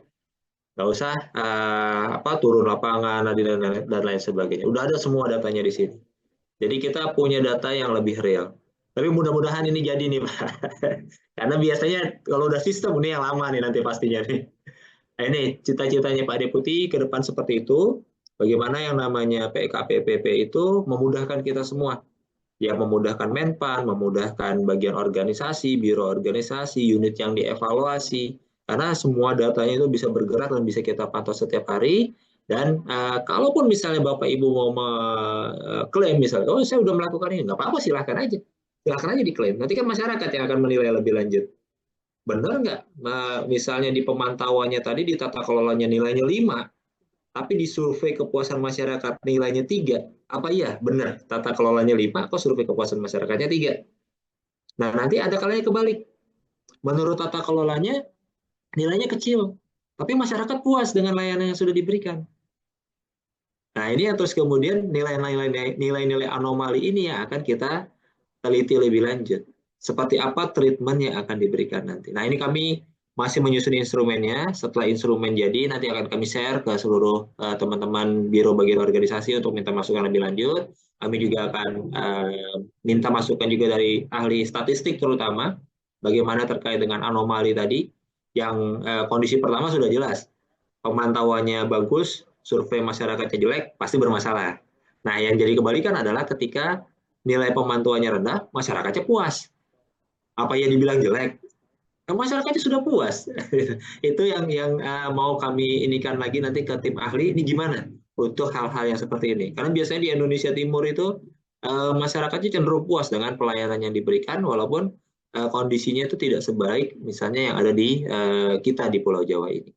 Gitu Pak, ke depan yang sedang kita bangun konsepnya, mudah-mudahan ya di semester 1 ini sudah bisa selesai sehingga semester 2 sudah bisa kita sosialisasikan dan dijadikan sebagai uji coba bersama nantinya. Saya kembalikan Bapak. Terima kasih Pak Yusuf atas spill-nya tadi ya terkait dengan pemantauan dan evaluasi kinerja penyelenggara pelayanan publik untuk dengan instrumen yang baru ya.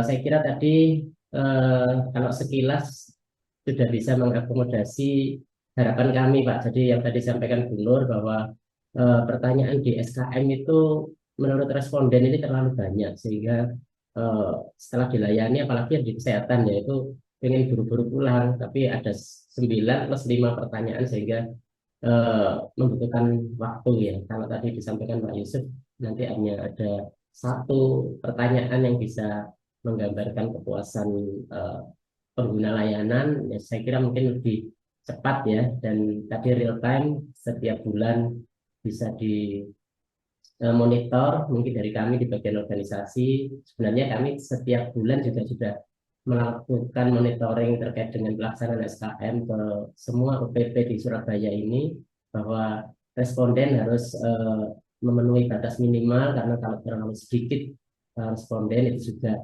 tidak menggambarkan kepuasan pengguna layanan di UPP tersebut. Jadi itu yang kami lakukan, Pak. Bapak Ibu, terima kasih. Kalau nggak ada pertanyaan lagi, baik Bapak Ibu, Pak Yusuf, terima kasih atas waktunya bagi kami di pemerintah Kota Surabaya sudah memberikan arahan terkait dengan penyelenggaraan pelayanan publik yang prima.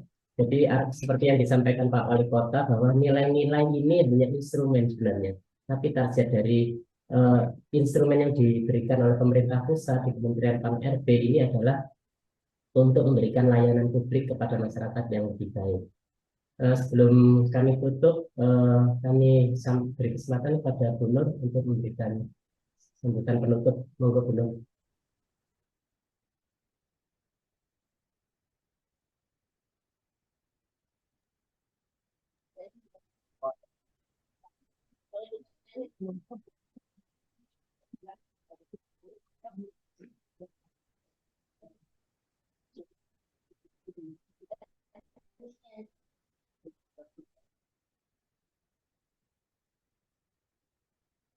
Baik, Pak Yusuf, matur nuwun sekali lagi waktunya. Belum mungkin sedang ada kegiatan. Iya, nggak apa-apa Pak. Oke. Terima kasih sekali lagi Bapak Ibu juga. Mungkin Zoom-nya ini nanti tidak kami langsung tutup. Nanti Bapak Ibu bisa mengunduh materi, kemudian mengisi daftar hadir dan mengisi monet atas materi pada pagi hari ini sampai siang hari ini. Nanti untuk dasar kami memberikan sertifikat ya 3JP untuk eh, kegiatan pada pagi hari ini dan masuk di e-doku Bapak Ibu masing-masing. Terima kasih Pak Yusuf atas waktunya sekali lagi. Mohon maaf kalau ada yang kurang berkenan. Bisa kami akhiri. Selamat siang. Assalamualaikum warahmatullahi wabarakatuh. Waalaikumsalam warahmatullahi wabarakatuh. Izin pamit ya Pak. Assalamualaikum. Assalamualaikum warahmatullahi wabarakatuh. Terima kasih Pak Yusuf.